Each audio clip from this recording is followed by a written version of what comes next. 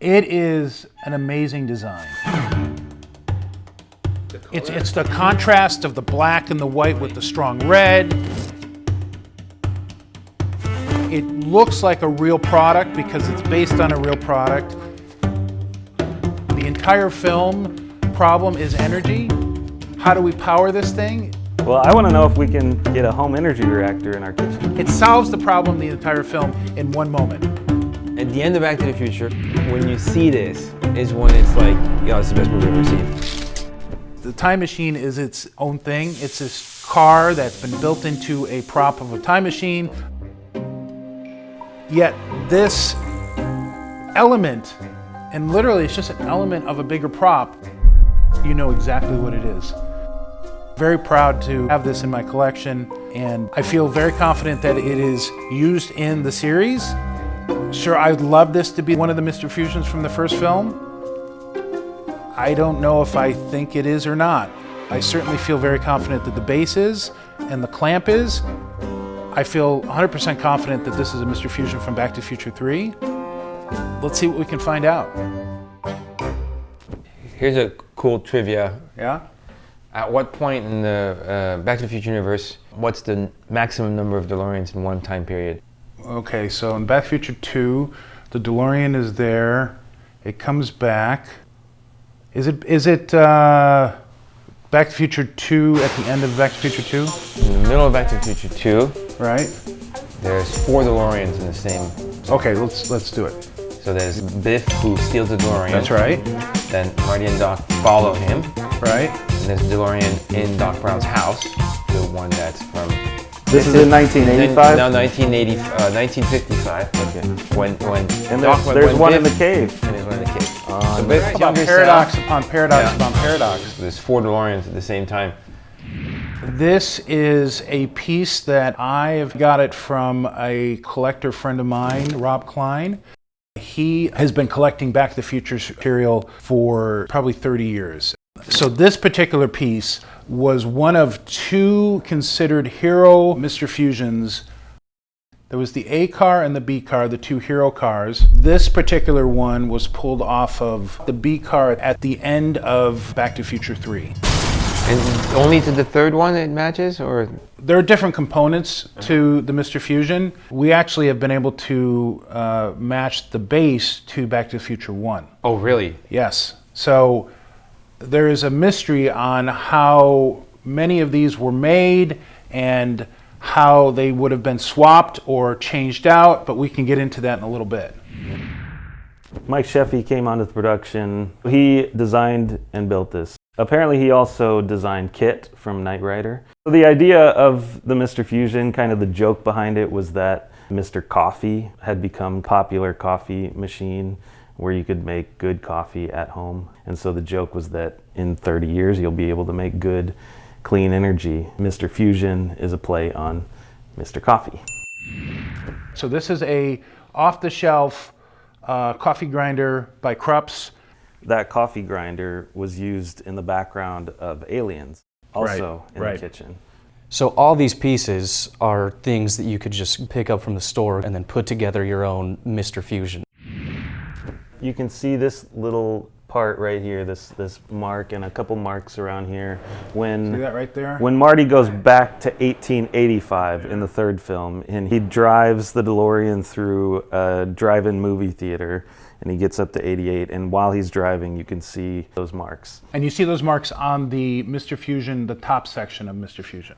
This right here is the mark that I'm seeing there. I mean, it's always possible, you know, that there's another mark on another one, but this on the front side, there's that. You can see some marks up here. Yep, the 3 stains right there. Mm-hmm.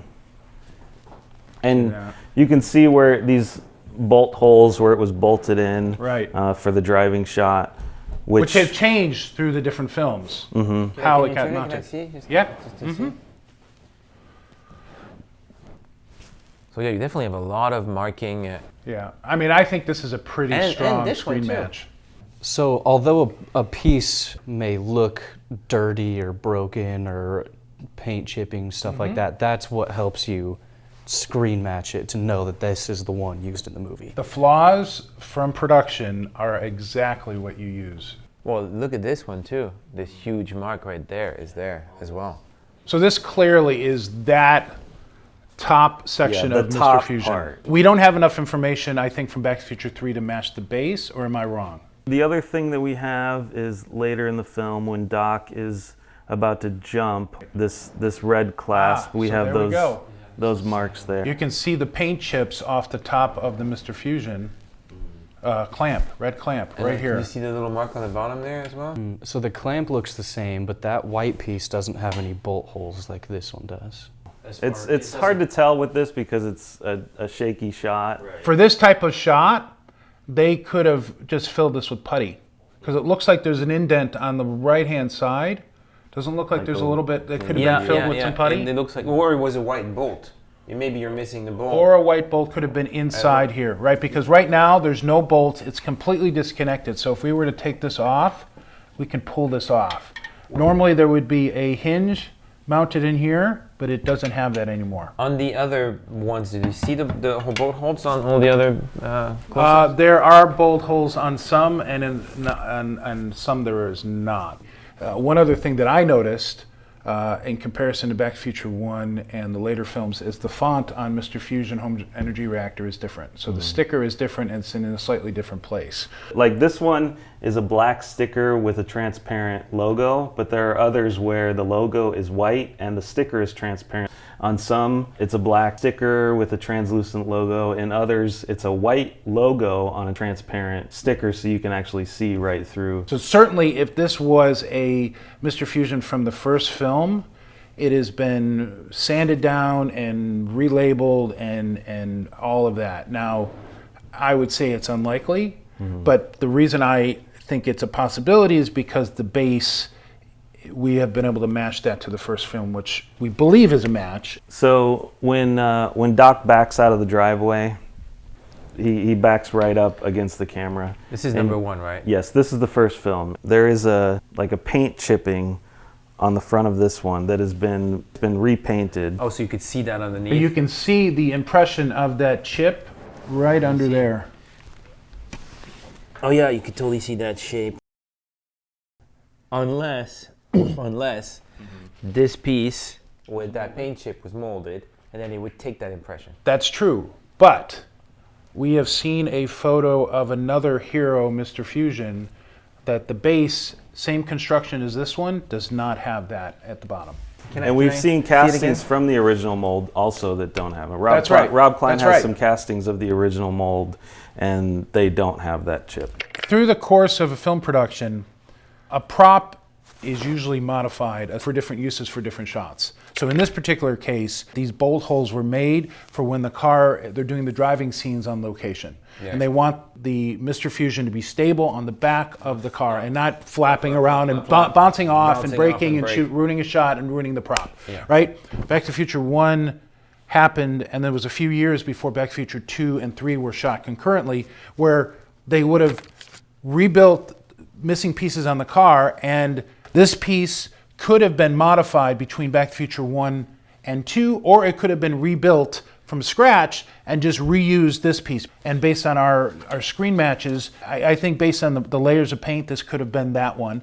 And this clamp is the same clamp missing a red piece here that covered, but there's signs of it with this flat piece of metal here, and there was also a T piece below here that is since missing. We don't know that this is the top piece in 1. We don't. But we think that in 3, these are the two. On the surface, you would, somebody looking at this say, it's not the piece from Back to the Future 1 because the difference here, the difference in the stickers, you would say it's a different piece. But because of the story of how these films were made, this could have been heavily modified to be used because it already matched the base, and the base is definitely from multiple films. It could have been used in the first film, In my and then opinion. they drove and it broke off, so they had to fix pieces and make it more robust to attach it to the base better so that when they did driving scenes for the second and third film, it wouldn't fly off, it wouldn't break. Complicated, right? Yes. Ultimately, I'd like to hear more from from other folks that know more about the Mr. Fusion. Now, I don't think there's ever been a deep dive on a screen-used Mr. Fusion like we're doing, so hopefully the information we're giving out, we can get some new information about our pieces.